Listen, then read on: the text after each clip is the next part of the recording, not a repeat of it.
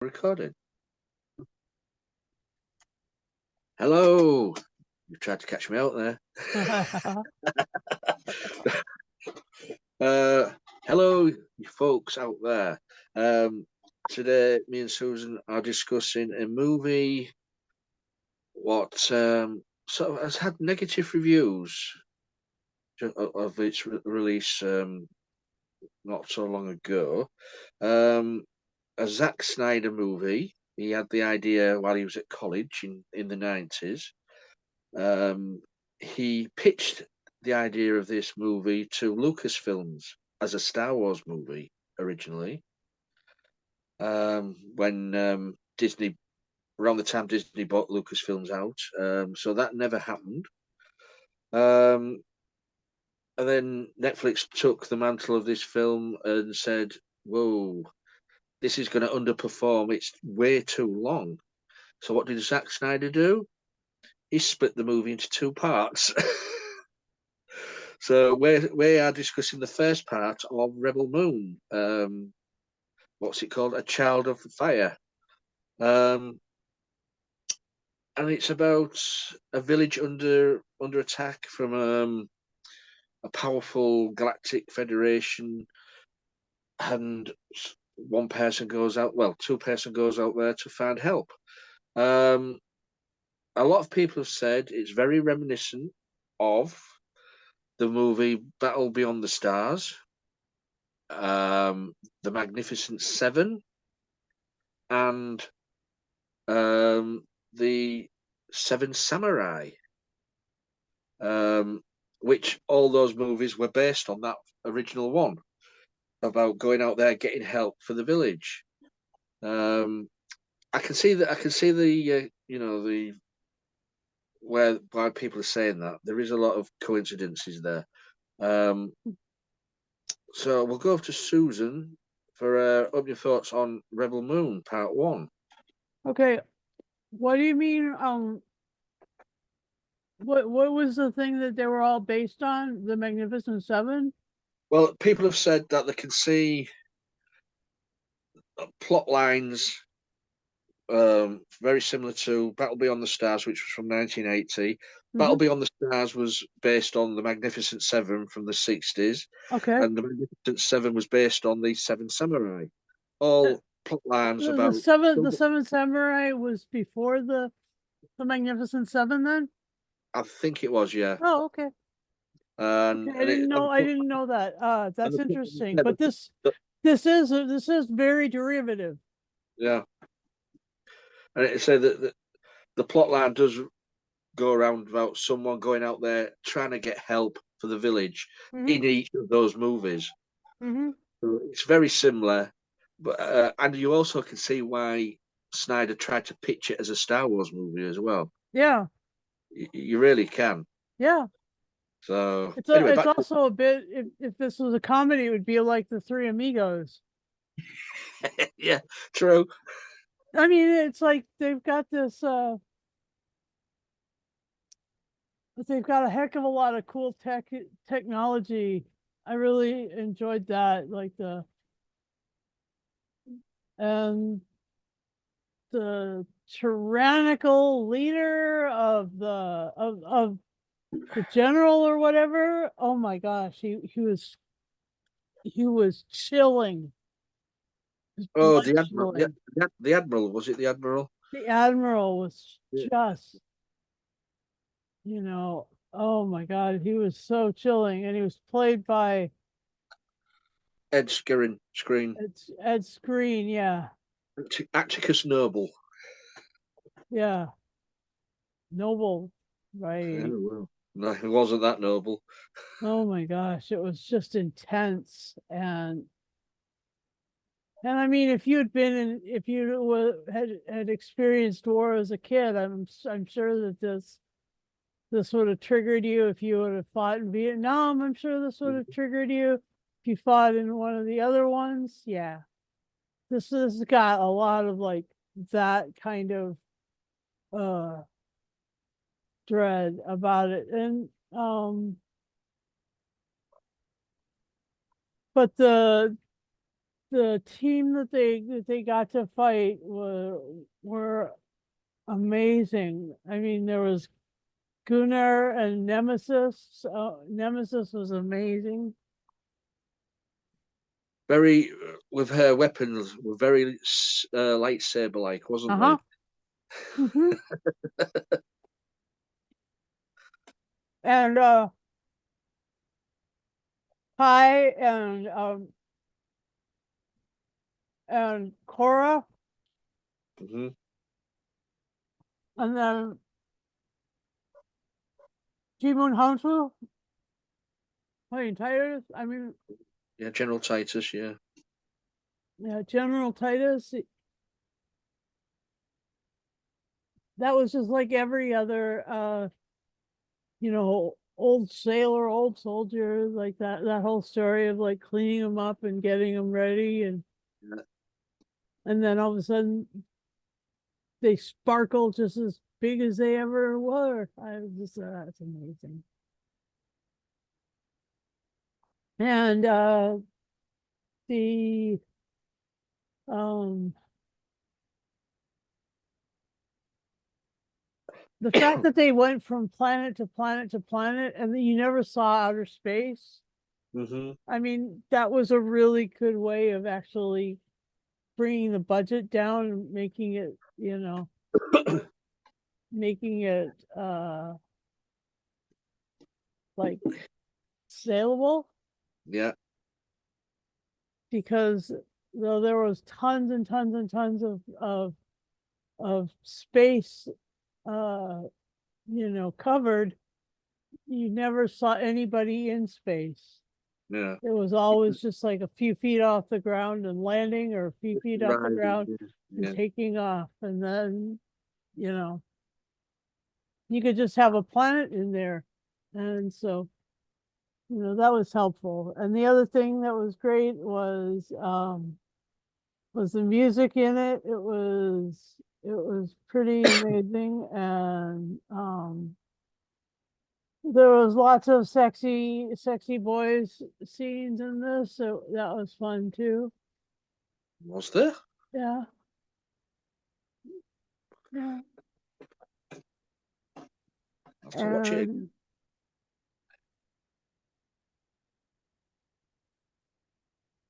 and then yeah, like the music was great. The soundtrack was awesome, and so yeah, I just enjoyed it a lot. It wasn't everything that I thought it would be, but I can see where if it was going to be if it was going to be part of the Star Wars universe, I could see where they could have Fitted slotted in. everybody in. Yeah. Yeah. Well, as I say, Snyder's split the movie into two parts. Um, so you have to to conclude the story, you have to watch the second part, of course, to see where it goes. Um, this was just like the build up, wasn't it? The getting the gang together Hmm. and the face off at the end with the admiral. Um, lead up to nearly well, whatever part two brings. And when she hit him really hard, knocked off all his teeth. She's got a fair whack. Mhm. It was also good to hear the voice of Auntie Hopkins I know. as Jimmy, the robotic knight, Yeah. which that character almost will play a big part in the second part, I think, Yeah. because you hardly saw him after they left the planet. So, because you didn't know that the admiral was a robot. Is he a robot? Back of his head exposed all of that circuitry. But was that just an implant? I don't know. Good Because when question. when he was there, you saw the circular things on his body, Oh, what the hell was that? Is The that where? Matrix. That was a direct reference to the Matrix. I don't And then know. I don't know what it was doing. You know, if you don't do exposition to describe what the hell is going on, you're just gonna have people going, "Oh, that's oh, the Matrix. That's. So that means that you've got a positronic brain. You're yeah, like Data, but you've got like these Matrix things happening. So maybe this part is biological, and this is all positronic up here." I mean, that's what I was thinking. I was like trying to super glue this admiral together with I mean, spit and shoe polish and whatever. also as well, he was so uh, well turned out and elegant. Like, and the costume he wore was Hmm. very Nazi-like. Yeah, So I think they were sort of nodding towards the Third Reich with them with those soldiers and stuff like that, and his definitely. character. Exactly. Um, yeah, I mean that's the scene where he was in his own room and someone came in and he's got no clothes on, but there was these tentacles. Yeah. I mean, what was that? I don't know. He had some on the back of his head too. Yeah, but See, this is what I'm saying. I mean, some of this stuff was biological and some of it was like positronic. You know, I I mean, don't know. I thought the effects was brilliant in this. The planets, the sceneries, um, even they even had a cantina scene. Yeah, Canteen scene, they did. and and they also had the alien who was sort of after sex with the guy. Yep. So and that was sort of like a similar scene to Star Wars, where that Yeah, guy comes up to Luke and says, he doesn't like you." Sort of. exactly.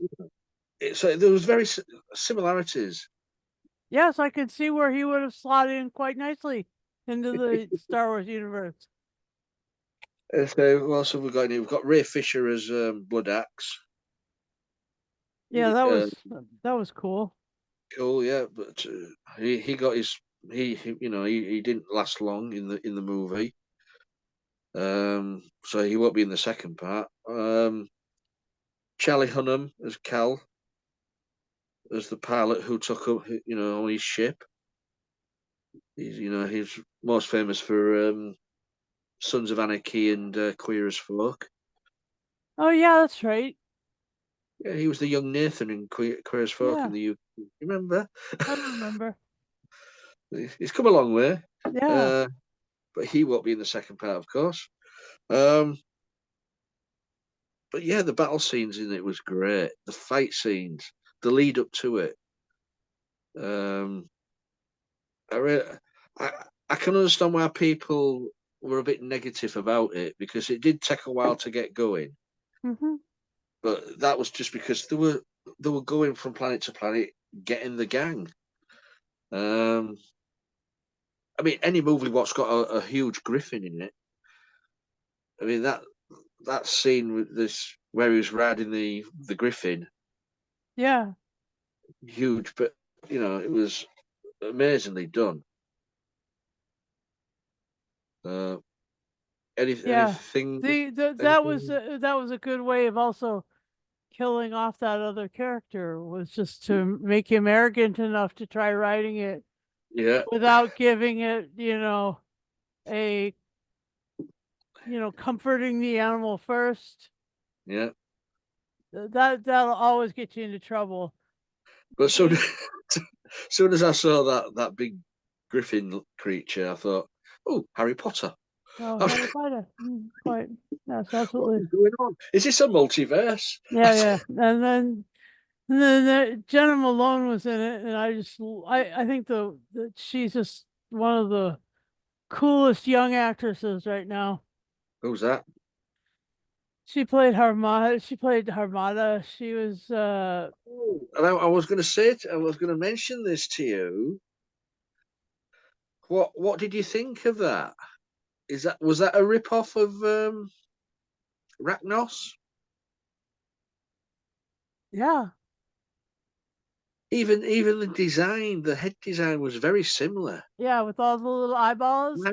Yeah. Mhm. And I'm thinking, what's going on here? Have they just taken this from that, taken that from that? Yeah. Has Zack Snyder vaguely remembered an episode of Doctor Who with this giant spider woman? Uh-huh. Because I was watching it, I'm thinking, okay, it was a blue one. I mean, the Uh-huh. Arachnos was red, but the prosthetics was so similar. Yeah, exactly. A great fight scene again. Hmm.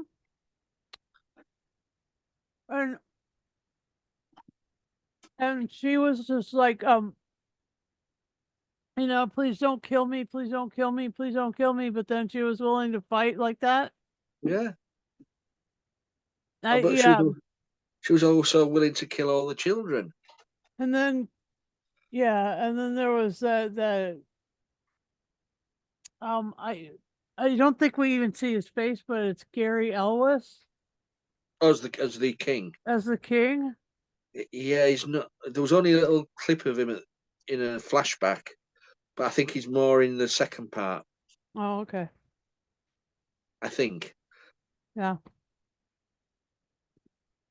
But, Yeah. yeah, this to me felt. Yeah, it felt like Star Wars. It felt like Doctor Who. It felt like Dune. Felt like Um, Harry Potter, you Harry said. Potter. Yeah. A little bit Oh, like Lord of the Rings, the spider fight. yeah. True. Yeah. There was no Or the hobbits. the other Star Wars with the creature in Geonosis. Mm, What is what is really interesting about the way that this borrows from other franchises is it doesn't sort of like not wholesale. I mean, it doesn't take like a wholesale vision and then just plop it in, but it could. I mean, it really could. uh, I mean, basically, like that was what Dune and Star Wars did with Asimov's work, is just take it and just go and like present it with different names. yeah. Well, I Yeah. mean, It is pretty fundamental, but like yeah, I mean the responsibilities of this tribe to get this one planet safe to a place of like this moon, yeah. so that they don't have to give up every ounce of their I food and starve to death serving this admiral. mean, he's such a brutal character. I mean, you could Yeah. see it. You could see it was going to come where he'd kill the chief of the village, Uh-huh. played by Corey Stoll, Uh-huh. who who's been in many things, but he was only he wasn't in this much. Um, I mean, I remember him in the Strain and the Ant-Man movies and stuff like that. But yeah, you could see something's going to happen here, and he's got his cane, uh, which he used as a weapon to club people to death. Well, yeah, well, he was a right bastard. And surprise, surprise, all the other characters think he's dead. Of course, Yeah. put him in that liquid, hook him up.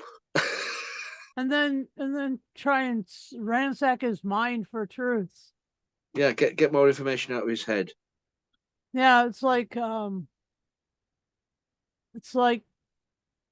that was pulled right out of the Star Wars, like the mind probe, and then the echo of that was done in the fifth Doctor, the five Doctors.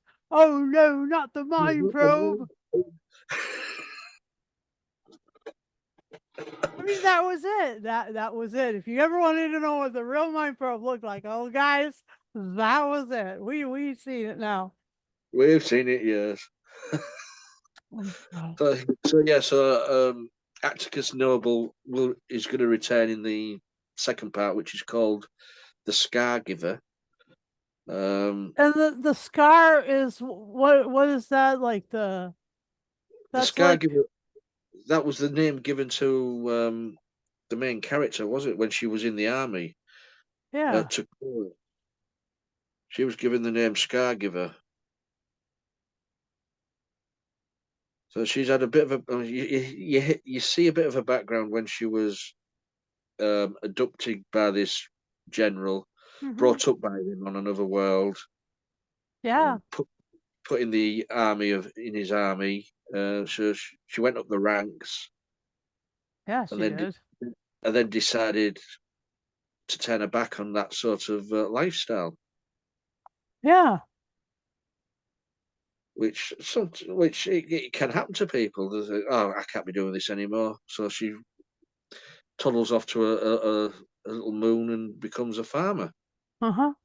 only for the is it the Federation or the Empire or whatever to turn up on the doorstep a few years later. Yeah, I don't know. I think it's more of a monarchy something Like June.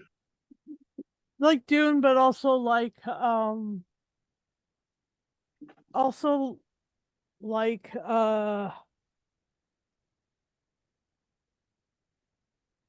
like they all these planets, all these you know groups have kings.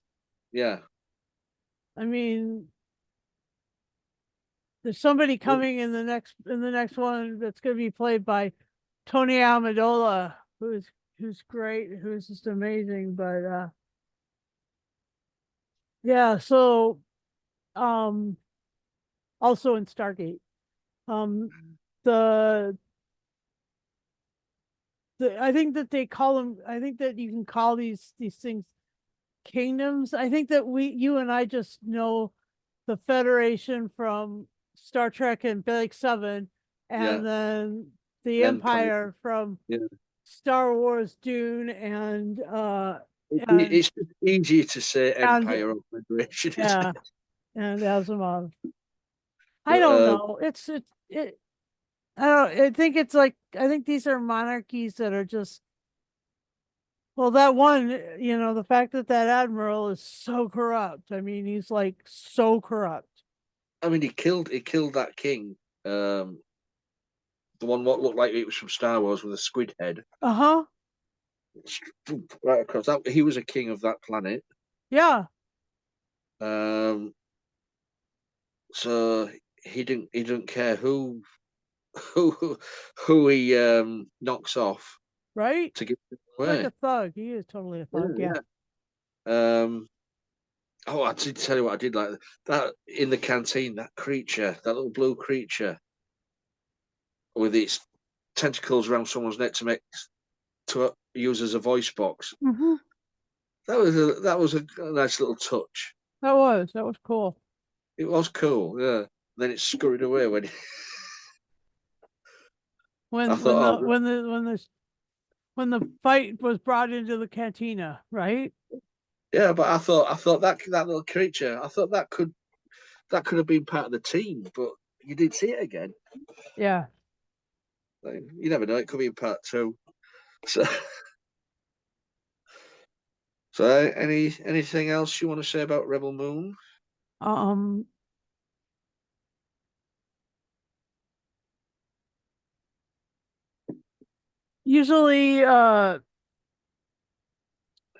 Usually, I assume that a Zack Snyder movies will be dark. So I mean, at least I was prepared for this one to be Well, slightly over the top in darkness, and that was it did not disappoint that way. there is going to be. Hold on, where is it? Uh, an R-rated extended cut is set for release later this year, Okay. so it must be much darker Mm-hmm. than what we saw. Um, Part two, the Scargiver, is scheduled for April release this year. Mm-hmm. So there's not long to wait for that one. So that'll be on Netflix, of course. Mm-hmm. I'll give it a watch, see what happens, because I'm intrigued. Yeah, me too. Um, but hopefully the second part will be more action. I mean, Yeah. there was action in this, but it was the build up to the end part. And by the looks of the second part, it's just going to be full on. Yeah. I I I agree. If there's only two parts, then this one has to do a lot. Next one Yeah, has a lot of lifting to do. yeah. I mean, say minus a few characters what perished in this part, but Right?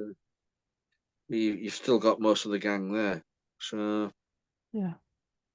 what would you give this then? What would you give Rebel Moon Part One out of 10, Susan? I think I'll give it an 8 out of 10 of those fakey fake lightsabers. I mean, they were swords, weren't they? They were. Well, as And soon as suddenly the they became lightsaber, electronic. yeah, bright red. Yeah, bright red. Uh, Also, as well, do you know what she did remind me of? What was it, Nemesis? Yeah. Because she had white face, bit of makeup there, and the hat she wore. Yeah. Do you remember V for Vendetta? Yes, yes. The Guy Fawkes Mm-hmm. Vendetta, Yeah. Nemesis. A lot of things have been thrown in here. Anyway, I'll give it an 8 as well. I enjoyed it. 8. Ooh, smashed out teeth out of 10. They went, they went flying. And then when he was put together and put back, yeah, this is another reason I think he's an automaton, Cyborg. a cyborg, is because his teeth were all okay when he re. It's perfection. The Nazis again. Mm. So yeah, Yeah, you could be right there, Susan. I But think so. it doesn't give much to go on. It makes you come up with these and things and say, is he or isn't he? Yeah, Well, yeah, we might find out in the next part. So yeah, agreed. 8 for me. I enjoyed it more than I thought I would because I had heard negative things about it. Oh So yeah, yeah, but I always make my own mind up. that you do. I'll I give you um, that. I I heard at work. I had a few people who had watched it and said, "Oh, it's a pile of poo." But I thought it was all right. I'm hoping the second part will be a lot better and it could get a 10 out of 10 when we do review it at some point. Yeah, that would be great, wouldn't it? So yeah, so that's our little review of Rebel Moon Part One. Um, I hope people out there watching this video have seen it.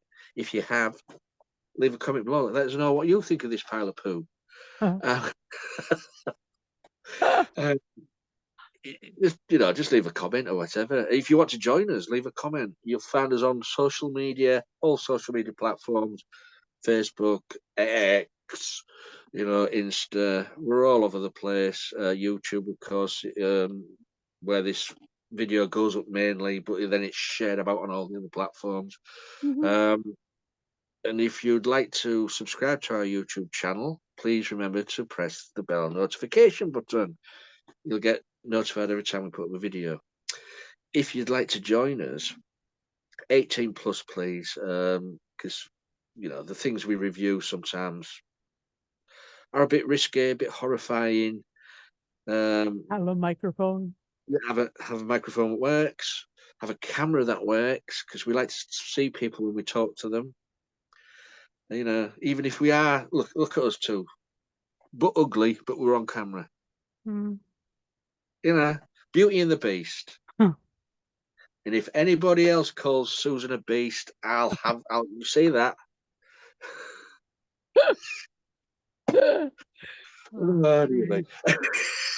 I'm only joking. Oh, great. I'm only joking. It's good for morale. Mm-hmm. So long So as we continue.